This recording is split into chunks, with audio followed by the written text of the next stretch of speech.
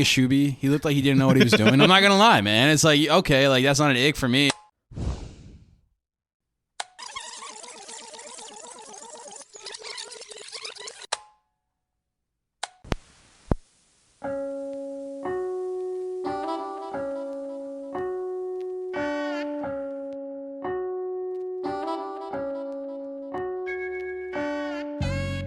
I'm Rich.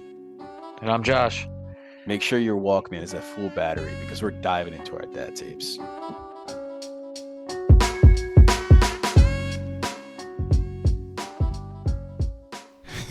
Thanks for listening to tape number 25 of the Dad Tapes. Let's get rolling. So, bro, what do you got on our... Oh, shit! Motherfucker! Almost damn, man down. I ain't even cracked a beer yet. What you got us drinking tonight, bro? So tonight we are drinking a Kane Brewing Company. I'm telling you, man, you use a hoe for... You're very brand-centric now. I am. Like, you used to just be like your typical, like, you know, Bud Light drinker or Miller Lite or something like that, right? Yep. You know, now you're like... Kane Brewing, Cape May Brewery. I'm a beer snob. I'll take an Imperial IPA. Ask Jeeves. Yes, jeez. I've heard of that in forever. No, but tonight we're drinking a Kane Brewing Company from Ocean, New Jersey. It's the Side Shore 5.4%. It's a Pilsner. You ready? Let's crack it open. That's smooth. Yeah, I was gonna say it's a very smooth beer. It's kind of like your typical Pilsner. Yeah. Honestly, it's not bad. No, it's really not. No. I think it's pretty good. Yeah. I mean, it's kind of... I mean, it's just, in my opinion, like a regular beer. Yeah, that's what I'm saying. It's like it's not too heavy. Kind of reminds me of a Coors Light, but a little bit stronger. It's more body to it, Yeah. I would say, than a Coors Light. Yeah. But no, I see what you're saying. Yeah. Yeah, it's a good beer. So how's your week been? Just trying to enjoy the last days of summer here, except for all the rain we've been having. It's been a nice little washout we've had. You know, Yeah. I haven't been wanting to cut the grass because if you haven't noticed it, it's been pretty long. It's because it's so dried up. Yeah. You know, cutting it's just going to damage it. I don't even want to get into it. It's a lot of now work to that get you back. got the rain, you know. Yeah, now that we got the rain, yeah. But now I got to thatch it. I got to fertilize it again, getting it ready for the late summer. It's going to be a process, but you know, that's what happens when you want to be the greenest lawn on the property or in the block. So in the neighborhood for that, I ain't shooting for. I'm going 3-pointer here, bro. I'm James Harden from the back of the line, bro. I'm going all for it. I'm just not James Harden trying to leave the Sixers. Fucking guy. But other than that, man, it's just staying in Ocean City, just, you know, getting decks, that last bits of summertime fun, you know, Summer beach vibes. days, exactly. Yeah. You know, because in the fall with school, we're not going to be able to go there, you know, especially for the first month. He's going to be worn out Saturday mornings. I mean, you know. Oh, yeah, definitely. You know, it's going to be a nice little recovery morning for him. So, you know, there's not really going to be much time for us to get that fall, you know, late summer, or they call it a local summer, that Yeah, time right. in at the beach. So, you know, he's going to have to get it in now.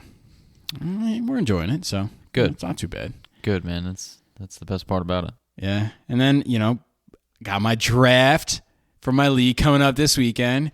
The reigning champion will soon be picking. That's me, by the way. I'm the reigning champion. We'll soon be picking the team to win the next season's trophy. You know, it's our 5th year, and I'm pumped for it. I know you don't play fantasy football. No. But I certainly do. Katie does. Certainly do. Does she? Yeah, she does. Maybe she'll get you into it. Well, that's what we discussed about it. Maybe we can. You we know can all what? make a team, we yeah. can start a league. Jill plays it. We could start a league and have the shout out to the Batty Daddies. I'm sure some of you guys got to play. Yeah, we right. can start our own league, you know, there we and go. the loser has to pay for the tickets to fly out to Vegas. How's that sound, huh? I like that idea. Anyway, shit. Yeah, man, just it's a good times. It's a good summer, you know, just winding down and enjoying it. What about you, man? How's work? How's the love life? How's it all going? Everything's going pretty good. Yeah. Me and Katie were good. We're really good, actually. Hanging in there. You know, we don't exactly know, when we're going to see each other next, but, it's pretty good. We spend our time together, in different ways. We play games on our phones together and shit. Okay, like that. there you go. Thank you for clarifying that. I didn't know where you were gonna go with that. I was like, oh, bro, we got to keep it PG. And she kind of introduced me to Breaking Bad. I mean, I knew what it was, but I never watched it. Dude, I don't want to get back into about you watching Breaking Bad 15 years. You're going to, how about this? Why don't you start watching like True Blood, Or, I have seen True Blood. Why don't you start watching like, I don't know, like The Office. There you go. Dude, I watch The Office all the time. Yeah, bro. yeah. Well, I do too. But anyway, good grief, man. But no, we right now we're FaceTiming, watching the TV shows and shit, and just spending whatever time we can somehow, And work's not bad. It's kind of slow right now with all the deliveries and everything, but just still crushing logs. Moving mulch, Dude, it sounds like, man, it sounds like you're doing the same thing every day. Yeah, pretty much. Yeah. No, it beats a desk job in my opinion. Dude, it really does. I don't nothing think against it because that's still. all that's the last few jobs I've had are desk jobs, and it absolutely pays the bills, and especially if you're doing what you want to do, power to you. But you know what? I'm not gonna lie, man. Driving by, seeing all those machines out there, excavators, bulldozers, dump trucks, you get some envy.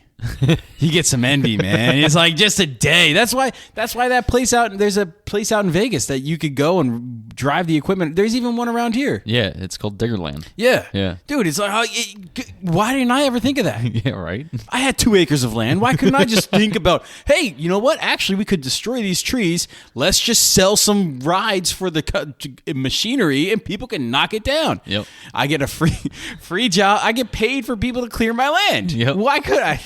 You know what I'm saying? But hey, man, I clearly missed the boat on that one. Shit. What else up? What else has been new, man? What's been how was Addie this weekend? She was good. We went to a barbecue.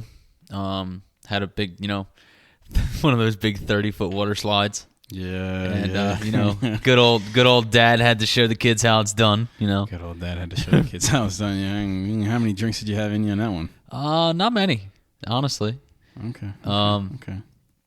We got up to the top of the slide and we ended up breaking out a bottle of Dawn dish soap, and we're putting Dawn dish soap on the slide. Only way to do it, man. And making it more slippery. So fun, bro. Yeah, it was a lot of fun. And Sunday was a wind down day. Taught her how to play Minecraft. So that was cool. That is the passage of like gamerhood, in my opinion. Yeah. So it's like, how's it feel to have a little gamer on your hands? Actually pretty cool. Yeah. Dex loves racing games. Oh, yeah? Like, he loves like Forza. He's getting better at it. He loves, Forza made like a Hot Wheels Unleashed game, like a mod for it. Yeah, I have it. He loves that game. You probably have it because I downloaded it and it was on your Xbox too. No, and I bought my Xbox that came with it. Oh shit! Okay, the new one. Yeah. Well, either way, your new Xbox. Mm-hmm. Anyway, dude, he loves it. Dude, he loves racing games. It's so cool. It's fun. Yeah, he's definitely gonna be a little gamer himself. Oh man. Yeah. And he's gonna be a Forza kid though. I could see it now, like 10, 15 years from now. He sees. Dad, what's Black Ops 2? It's like all those gifs and all those memes, and it's like, son, you don't even know.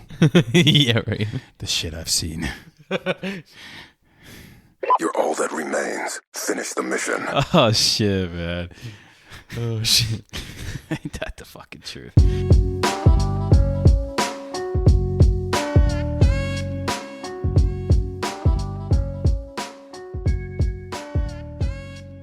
You're prepared and aware tonight, right? Always. Well, all right, good. I'm glad you're aware and prepared. What's that mean for us then? Because I don't know if I'm as aware. Tonight, it is time for us to be aware dads. Okay. Well, then I guess I'm good to go. Tonight, we're going to be reading January 5th from the Daily Dad. It's labeled, Which Will It Be? In this Broadway show, Bruce Springsteen explained the choice presented to all parents. We are ghosts, or we are ancestors in our children's lives. We either lay our mistakes, our burdens upon them, and we haunt them, or we assist them in laying those old burdens down, and we free them from the chain of our own flawed behavior. And as ancestors, we walk along of them, and we assist them in finding their own way in some transcendence. Will you be a ghost or an ancestor to your children? Will you haunt them or guide them? Will you curse them or inspire them? Of course, we all know which of these two we want to be, just as Bruce's flawed father surely did. But then our demons, our issues, the ghosts of our own parents get in the way. That's why we go to therapy and read good books. That's why we stay up at night before bed talking to our spouse about how hard this parenting thing is, to exorcise those demons by bringing them into the light. It's why, wordlessly, when we hold our kids, we promise ourselves to do better, to try harder, to not repeat the mistakes we endured growing up. This isn't going to be easy. We're not going to be perfect, but we're going to keep trying. We're going to be an ancestor, someone who guides them and inspires them. We're not going to haunt their future selves like a ghost. That's crazy. That's crazy. That was very inspiring. I never heard that quote before, but I'm glad that we read that because it's enlightening. Yeah. Yeah, and it's another good daily reminder to put you back in that mindset of where you need to be as a father. Yeah, exactly.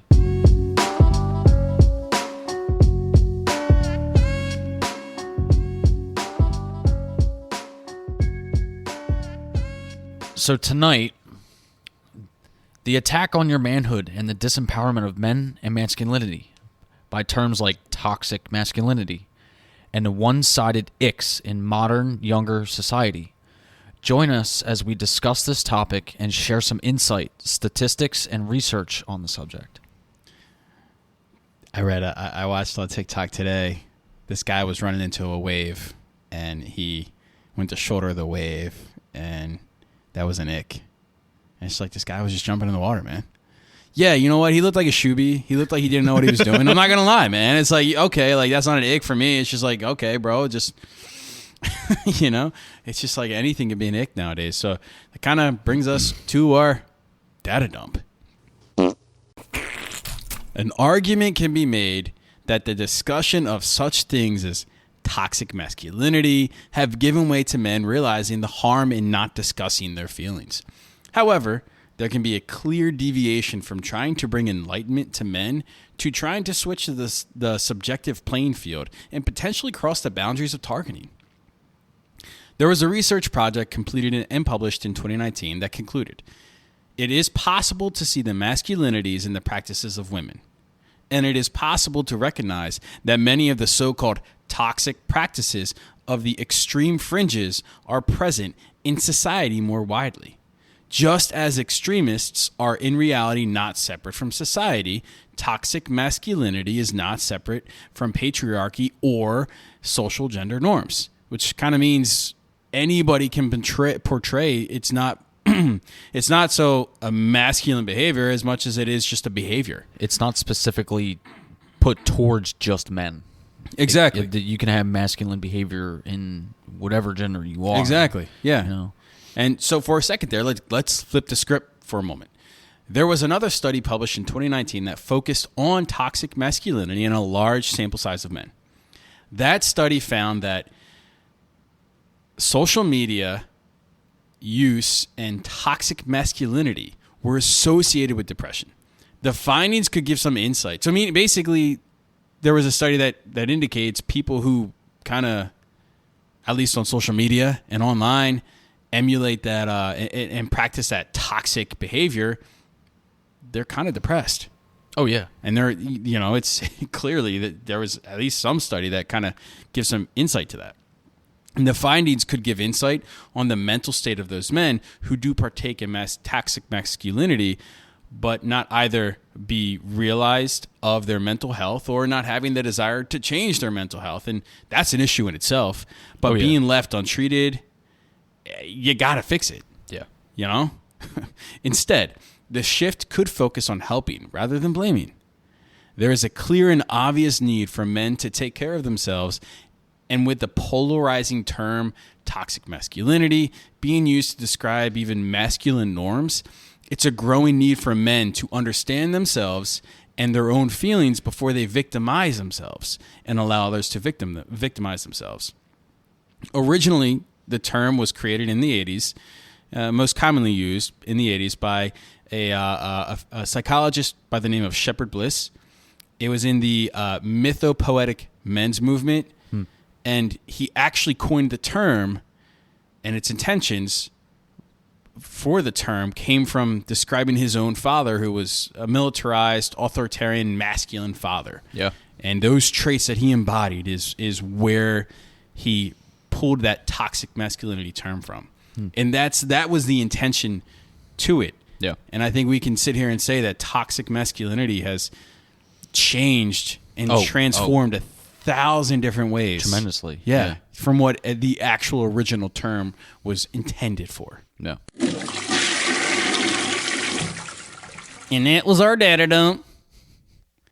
So, not to sit here and say that any of this has anything to do with you, but in today's society, it's looked upon that when you're a stay-at-home father, it portrays you as a non-masculine man.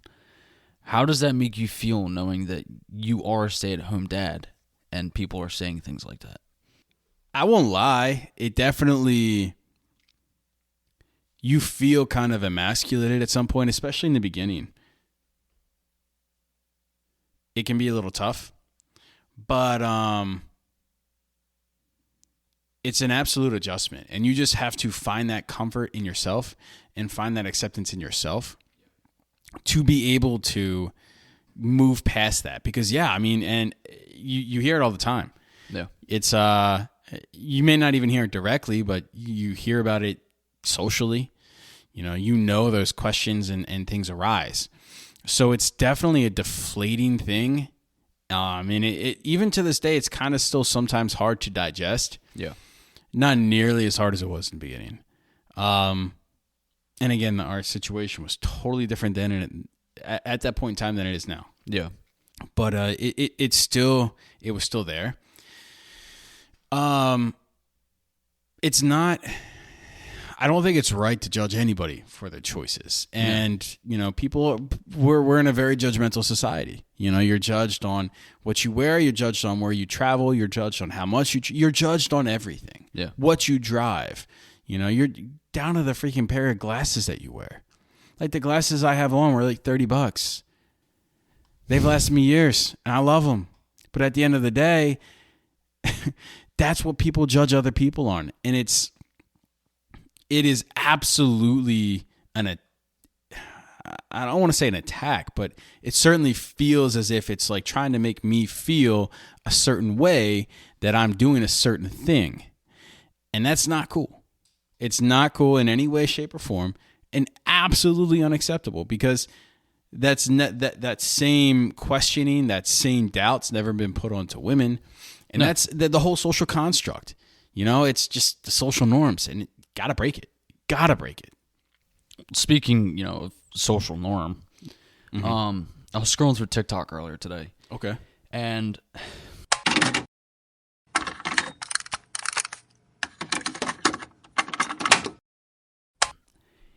it kind of relates to one of the questions that I have for you. But it's not just a question towards you. It's just it's something that deals with the topic in general. Okay.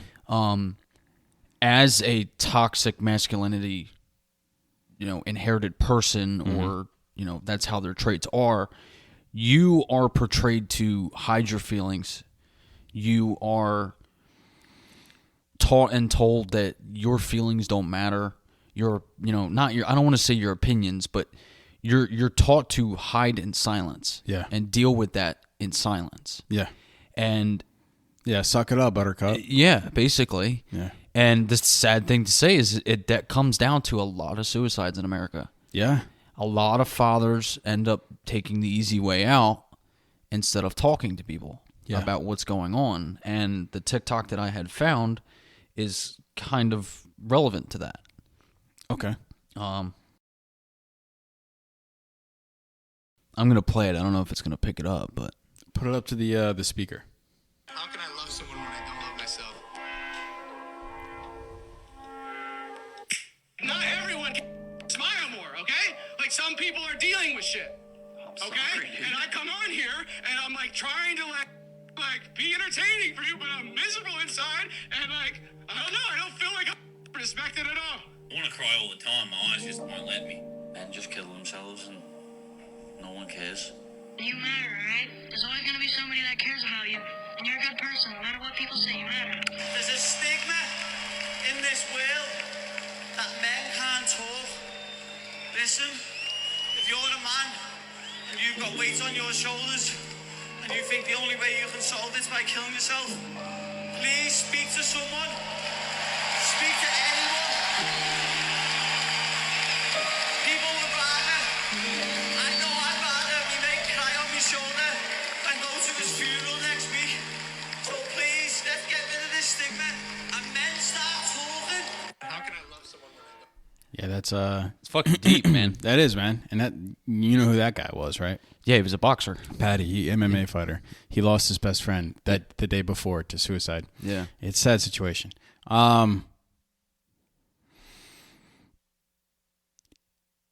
I've absolutely been told and ingrained to, boys don't cry. Yeah. I've absolutely been raised, not even just by my parents, but I mean, I can honestly say I've never seen my dad show a lot of emotion, at least from memory. Yeah. A lot of emotion around me, and that's something with himself.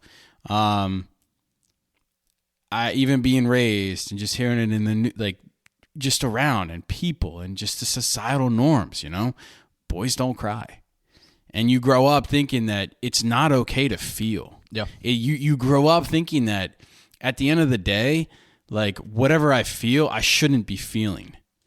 Yeah. It's not okay to feel. And that what you need to do is just stick that in a box and shut the fuck up about it, because it never opened that box. Yeah, and that's the sad part, because a lot of men don't go and say anything to anyone because they have that fear of ridicule and from their peers. That is toxic masculinity. Yeah. Well, it all comes down to it's rage. Absolutely. You see, it's nothing but rage. You see red and you do shit that you won't even remember.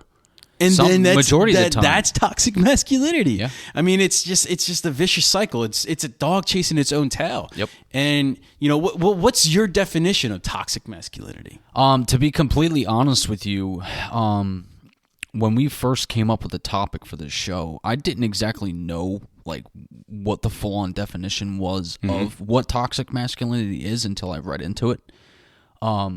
And then when I put two and two together, I'm like, okay, now I know what it actually is. Yeah. I knew what it was before, but I didn't know that that's what it was called. Yeah. My opinion, toxic masculinity, it's someone that uses their strength and ability for advantages. Yeah.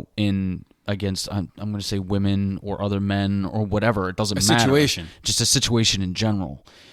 They use it to their advantage, whether it's emotionally, physically, anything like that. And it's fucking sickening. Going back to the data dump, we learned that toxic masculinity was first termed and coined, first really used in the 80s and used by actually a male psychologist. And again, it stemmed from him using those traits that his dad was like. Yeah, military father, yeah. Military authoritarian. Yeah.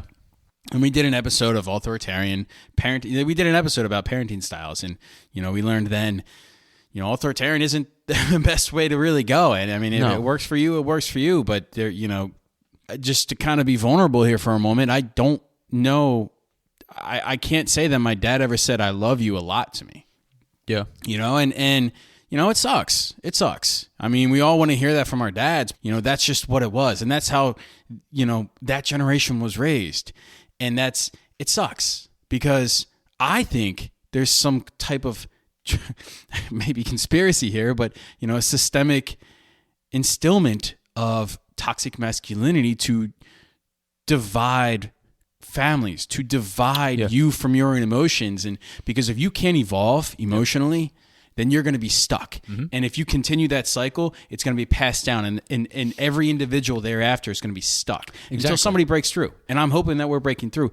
Can you see, through your childhood, traits of toxic masculinity? And I don't want to term it in regards so broadly because it is so misconstrued these days. But growing up, can you see those like hiding emotions and I don't want to say withholding love because that's not what it is. That's not at all what it is. It's just, have you grown through that and lived through that yourself? I mean, honestly, in my situation, I don't think I did have any situation with toxic masculinity at all. Okay. That I could at least recall. Yeah.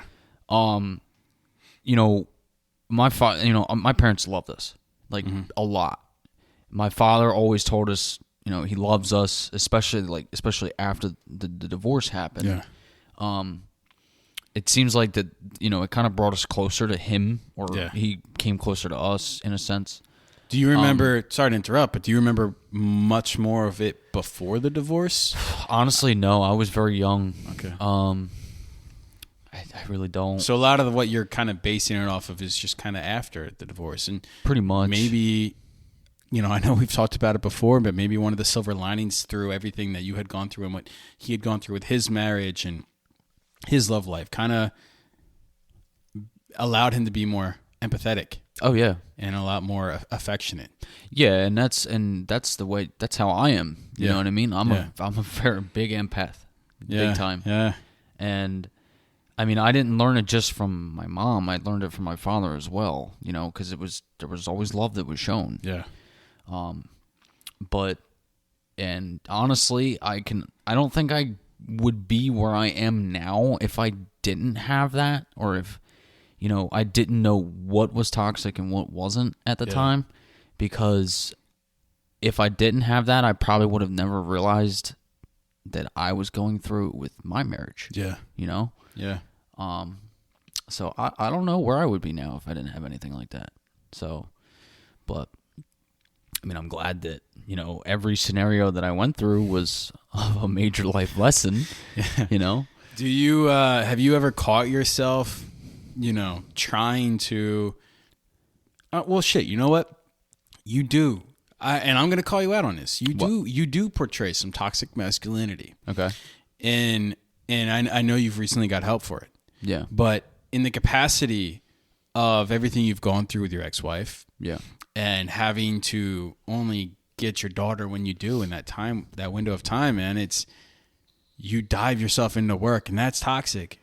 Yep. You lose focus of yourself, and all you do is you just focus on your work, and you focus on that next time that you get her. Yeah. And you lose yourself, and that's toxic. I understand that.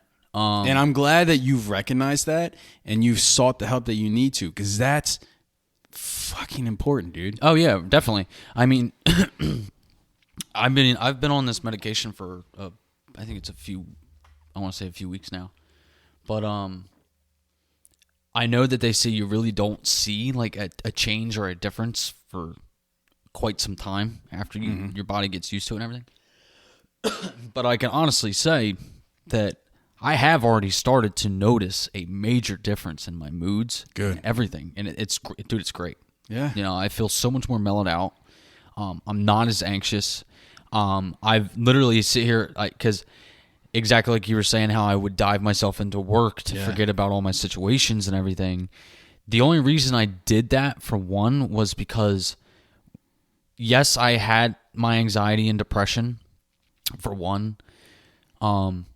Two, I did it because I was trying to keep at bay what I was thinking about not having my daughter and everything. That's a tough situation. You know what I mean? It's a tough situation, but it's a situation you could talk through. Yeah, exactly. And you know what? Kudos to you for doing that and going and finding professionals to help guide you through that process. Yeah. Because that's going to profoundly help Addie. Oh yeah, in definitely. so many ways, dude. Well, and I don't want you to ever think that I know you're a bad dad, but at the end of the day, that's just one less toxic masculine trait that you've removed from your cards. Yeah. And you're you're being left and building a better deck. Well, the other thing too is like I've noticed with my thinking and my thought process lately that, before I was on the medication, I would constantly tell myself, "Hey, I'm going to work like 2 extra hours tonight. I'm going to work this overtime. Blah blah blah blah blah. I have nothing to do." And I was only doing that to suppress those emotions, obviously. But now that I'm where I am now, I think about working the overtime, and then I'm like, fuck that shit. Yeah. I'm going home, or I'm doing something for myself, How do you feel about the fact that it's frowned upon to show any tenderness, comfort, or warmth? What about intimacy? It plays many parts in those 3 key factors. And if you didn't have them, your relationship with your partner could be at stake. No, you're absolutely right. It could be. Yeah, no, I think... And before I want to cut you off for 1 second, but not just your relationship with your partner, it could be the relationship with your kids as well. You want to have that tender love, comfort, and warmth with your kids. You want your kids to see that. Yeah. No, you're 100% right. But. Yeah. Yes, I agree. And I think that you're not even setting yourself up for failure. You're setting your children and your relationship up for potential failure. Yeah. Or absolute struggle. Yeah. If you aren't, and what I've always said to you, bro, communicating your emotions, if you're not expressing how you feel about things, that is so, so important. Oh, yeah. And we've talked about it before. The biggest reason for divorce is lack of communication. Yeah. Whether it's emotions, whether it's just communicating anything at all, you're putting a lot at stake. Yeah. Because if you get divorced, if you get separated, it's going to become a tumultuous relationship with your children. In no way, there's no way around that. You can't beat around the bush on that. No. And it sucks. It sucks for everybody who has to go through that. It sucks that you had to go through that. Yeah. It's just what happens thereafter. Yeah. And that's where you can salvage things. That's where you can, fix things in those relationships. But because if you try to stay in an unhealthy relationship, that's going to be just as unhealthy to begin with. Well, exactly. And one thing I'm going to say too is that in itself, that mindset is toxic as well. Oh yeah, yeah. Because they say it's cheaper to keep them. You know what I mean? But Is it really? Yeah. No. Is it really? But when you go and you're in that situation with someone and you're in that toxic relationship and you know it, but you push yourself through it for your kids, that's toxic on yourself, bro. Yeah. You deserve better. That's toxic masculinity, and I know... It's not just toxic masculinity. That could be toxic anything. Well, we're going with the term of toxic masculinity, I know. And that leads us to a resolution, right? Yeah. Yeah. Regardless of your ultimate view on the term toxic masculinity, it's clearly becoming a term used and essentially losing the intended purpose of its origins. Ultimately, we should be focusing on men's mental health and the acceptance of sharing emotions with not only their partners, but with friends or their communities. That's why we are here, for us to help reshape the focus of men and their understanding of their own self. We're always here for you.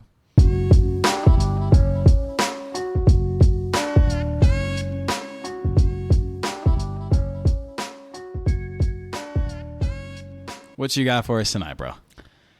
So the first one's by Anonymous, back in 2010. It's a spicy one. It says, today my parents asked me if I had a nice time with my girlfriend at the amusement park. I took her to yesterday. She was pretty freaked out by some of the rides, so without thinking, I said, yeah, but she sure is a screamer. Oh, God. My parents then exchanged a look and say, oh, trust us, we know. Oh, God, man. What's the next one you got? Number 2 by Scooby. Oh, God. Back in 2010. Today I was giving my boyfriend head. as I was beginning to enjoy and really get into it, I heard him say, "Oh my God, this is good shit." I looked up sexually, only to find that he was eating a Twinkie. A man's got to eat, man. A man's got to eat. And the last one is The United States by Emma M. Rose in 2014. Today, I tried skydiving for the first time. The professional I was attached to had a boner the whole way down. Nice. Emma M. Rose. Hey, did you get his number? Did you get his number after that? You clearly got a little bit physical. He sure tried to come in the back door. Oh, man. Well, you won't find anybody coming in our back door on our social media stuff. And where can people find that at? God damn, bro. Our Facebook is /The Dad Tapes. Instagram is @The Dad Tapes Podcast. And Twitter, or as known as the X, is @The Dad Tapes. And TikTok, we are Dad Tapes Podcast.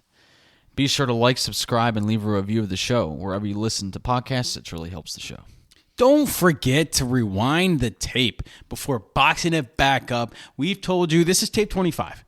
We've told you 25 times. We shouldn't Clearly, nobody's listening. So what's up? We shouldn't have to be fucking telling you anymore. No, man. You're making us become toxic men. You're making us become toxic men. Just like I said a few episodes ago, Josh showed up at his, principal's door. We ain't going to get into that one again. Open the door.